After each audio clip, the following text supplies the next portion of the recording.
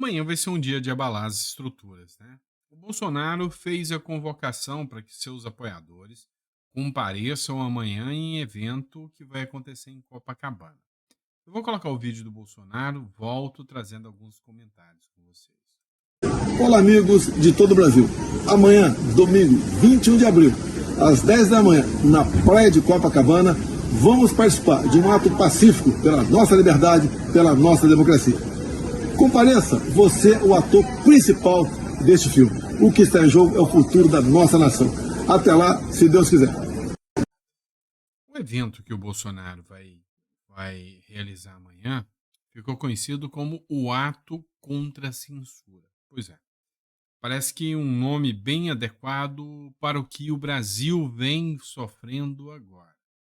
Está incomodando muito, inclusive, a extrema esquerda. Hoje, a Carta Capital, que é um jornal de extrema esquerda, escreveu o seguinte: o ato de Bolsonaro no Rio deve contar com a presença dos governadores Tarcísio, o Castro, que é do Rio de Janeiro, e o Jorginho de Melo, Santa Catarina. Eventuais ataques no ato marcado para este domingo, dia 21, em Copacabana, serão monitorados pelo Supremo Tribunal Federal. A percepção que eu tenho é que eles não estão muito preocupados com o Supremo Tribunal Federal monitorando eles, não. A percepção que eu tenho é que o STF já está tão preocupado, já está tão complicado com a situação do Elon Musk, que não vai dar muito tempo para saber o que vai ser dito sobre ele lá no evento. E que eu duvido muito que eles tomem alguma medida, inclusive contra o Bolsonaro agora. O ato convocado pelo ex-presidente Bolsonaro para este domingo na praia de Copacabana espera contar com pelo menos três governadores aliados. São eles: o chefe do executivo do Rio de Janeiro, Cláudio Castro, o de São Paulo, Tarcísio de Freitas, o de Santa Catarina, Jorginho Melo, e também o vice-governador do Distrito Federal, a vice, né, a Celina Leão. Castro, por exemplo, deve usar o palanque para se defender da tentativa do Ministério Público Eleitoral de caçar o seu mandato. Já está se tornando até comum, né? Os deputados que são aliados ao Bolsonaro, os governadores, deputados ou até o próprio ex-presidente, ter que se defender sobre riscos, né, de retirada de mandato. Isso aí está se tornando comum. Acontece que o evento do Bolsonaro incomoda em todos os sentidos, até pela sua forma de financiamento. 25 parlamentares juntaram e arrecadaram R$ 125 mil para o ato de Bolsonaro. Pelo menos 25 deputados e senadores conseguiram juntar 125 mil numa vaquinha para ajudar a custear a manifestação a favor do presidente Jair Bolsonaro no Rio de Janeiro no domingo. O deputado Sóstenes Cavalcante, do PL do Rio de Janeiro, foi o responsável pela arrecadação do valor. Ele foi o primeiro parlamentar a doar o valor de R$ 5 mil. Diferente do ato em São Paulo, em fevereiro, financiado pelo Silas Malafaia, os apartamentos, os parlamentares são quem agora ajudam a concretizar o evento. E é interessante citar agora o Silas Malafaia. É bem interessante esse ponto aqui. Porque olha só, Folha de São Paulo. Malafaia põe STF sobre pressão, e é a Folha de São Paulo que está falando, de religião em investigações contra Bolsonaro. Abre aspas. Tocar em um líder religioso não é uma coisa fácil. A religião que eu sou representa 35% do povo brasileiro. Isso é um negócio muito gigante. A mensagem dada pelo pastor Silas Malafaia da Assembleia de Deus Vitória em Cristo, em entrevista à youtuber Antônia Fontinelli no fim de fevereiro, revela uma das estratégias do aliado de Jair Bolsonaro para intimidar o Supremo Tribunal Federal nas investigações que envolvem o ex-presidente. Fazer pressão, blindando por seu status de líder religioso. Está mais do que certo. Eu, no lugar dele, não faria diferente. Tem que fazer pressão. E o STF sabe. Afinal, até agora, não teve coragem de partir para cima do Silas Malafaia. Ele sabe que o efeito dos evangélicos sobre o STF vai ser muito maior. Então, o Malafaia aposta e, sabe, a impressão de que eu tenho é que o discurso não vai ter o mesmo tom ameno que aconteceu em fevereiro, não. O Bolsonaro pediu que as pessoas não levassem faixa contra Alexandre de Moraes, contra o STF. Não sei se todas as pessoas vão respeitar esse pedido do Bolsonaro. Acredito que não. Mas a grande verdade, o grande fato é que os discursos serão mais inflamados. Todo mundo sabe que Alexandre de Moraes está hoje monitorado. E se acontecer de uma ação, mais uma investida do Alexandre de Moraes, isso vai aparecer na mídia. Já por outro lado, já que eu citei o Silas Malafaia, algo chamou atenção. O Superior Tribunal Militar condecorou o próprio Silas Malafaia num ato que contou, inclusive, com o ministro do Supremo Federal. O pastor evangélico Silas Malafaia, um dos organizadores do ato convocado pelo ex-presidente Jair Bolsonaro para amanhã, no Rio de Janeiro, foi condecorado com a mais alta honraria dada pelo Superior Tribunal Militar, em 10 de abril. Ao lado de ministros do Supremo Tribunal Federal e do governo, o presidente Luiz Inácio Lula também, ele foi homenageado por reconhecimento e apreço à justiça militar. Malafaia, que preside a Igreja Assembleia de Deus Vitória em Cristo, recebeu a Ordem do Mérito Judiciário Militar. O grau recebido pelo pastor foi a distinção que, segundo regulamentado pela Justiça Militar sobre a condecoração datada de 2020, é concedido a pessoas que prestam reconhecidos serviços ou demonstram excepcional apreço à Justiça Militar da União. O STF não justificou a razão da honraria ao Malafaia. O STM, perdão, não justificou. Precisa, né?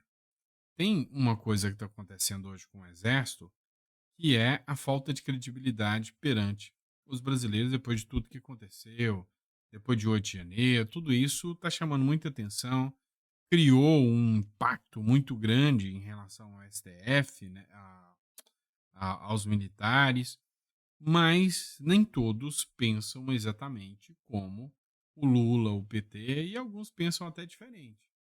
E é óbvio, essa honraria ao Malafaia nesse momento é meio que um recadinho, né? Que, ó, nós estamos meio descolado aí da outra turma ali que odeia o bolsonarismo. Pelo menos eu percebi assim. Uma entrevista feita pelo William Lack, essa me chamou muita atenção. Queria que vocês prestassem atenção aqui na fala do entrevistado e me diga se você concorda ou não com ele. Quem o STF escolheu, Caio? Mas o Elon Musk, de certa maneira, chamou o Supremo para lutar no ringue dele, né? E está ganhando de lavada, vamos dizer assim. Só confirmando? Confirma, Renato. Eu não usei os dados que você deu, mas é a minha percepção olhando essa luta. O Supremo escolheu lutar contra essa instituição do século XXI com armas do século XX, ou com armas do século XIX, se a gente quiser forçar um pouco mais. Achando que eram os bolsonaristas brasileiros, contra os quais o Supremo Tribunal Federal consegue se impor. Contra o Elon Musk não consegue se impor.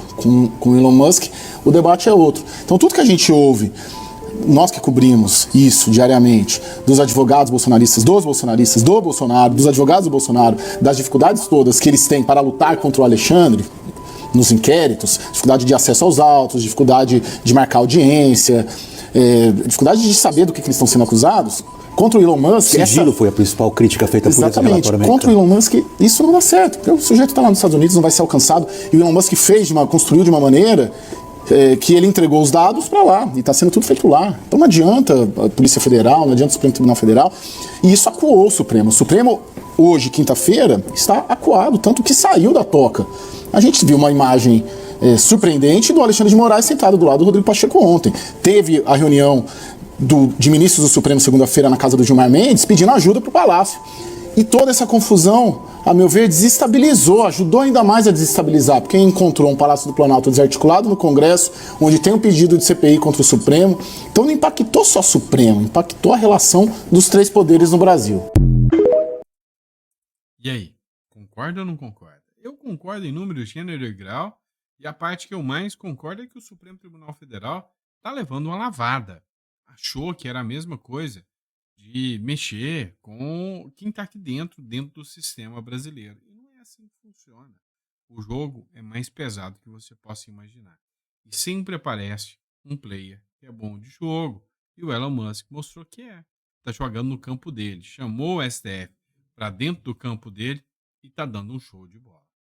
Vamos lá, outro ponto interessante. Amanhã vai ter manifestação, já falei para vocês. Mas o Sérgio Tavares fez uma entrevista, né, um questionamento ali ao André Ventura sobre o que está acontecendo no Brasil e sobre a relação do André Ventura com o Bolsonaro. E olha só a resposta do André Ventura.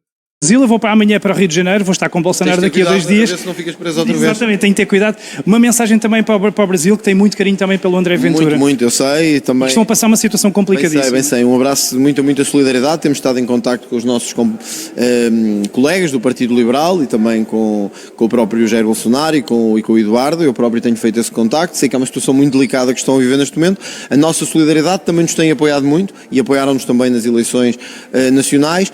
Em breve irei ao Brasil, já fui convidado pelo antigo presidente para lá ir, não tem sido possível devido à agenda aqui, muito em breve espero poder estar com eles, dar-lhes este abraço de viva presencialmente, para criarmos este grande movimento que é importante no mundo inteiro, no Brasil, nos Estados Unidos, em Portugal, em Espanha, em Itália, na Alemanha, do grande movimento da direita mundial. Nós temos que vencer a esquerda, mas não só em Portugal, não só no Brasil, não só nos Estados Unidos, temos que vencer a nível mundial, e é esse trabalho que eu estou a tentar fazer a nível internacional, enfim, dentro daquilo que são as nossas possibilidades. Um grande abraço a todos, tudo a correr bem. Muito obrigado. Fica a promessa então, André Ventura no Brasil em breve. Ficou aqui a promessa na primeira pessoa para o canal Sérgio Tavares. Pois bem, o que eu estou tentando mostrar para vocês, ainda mais que essa fala do Sérgio Tavares, é que os olhos internacionais estão voltados para o Brasil, estão voltados para a situação que vem acontecendo no Brasil. E assim, o André Ventura foi um dos primeiros que começou a dar esse suporte, o Sérgio Tavares. Então começou a chegar na Europa, em Portugal, depois foi chegando nos Estados Unidos e hoje a gente vê que a coisa está escalando. É lógico que isso está incomodando muito a turma petista, né? Turma petista é essa que está perdendo até a própria base aliada.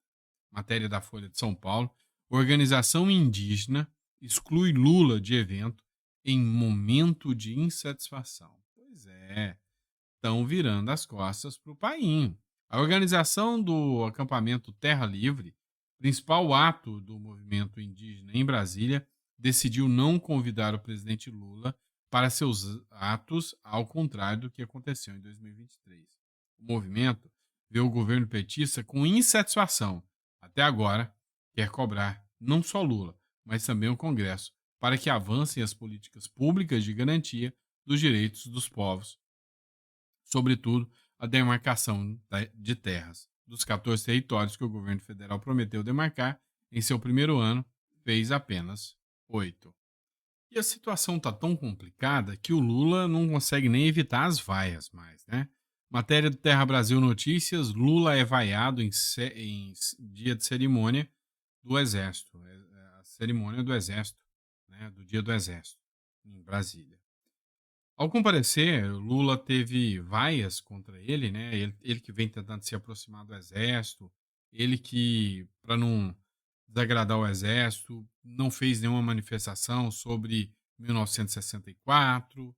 Então, o Lula vem tentando sinalizar os militares, mas parece que a plateia que lá estava não gostou muito, proferiu vaias. Depois de um tempo, algumas pessoas fizeram aplausos ao presidente, né? Então, assim, o que acontece hoje é que antes Lula, com o apelo que estava, com o que deu a entender, jamais contaria de que ia receber vaias entre os seus.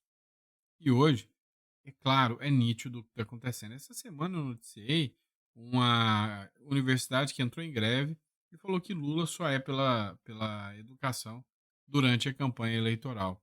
Será que a ficha está caindo? A meu entender, parece que sim. Tá bom?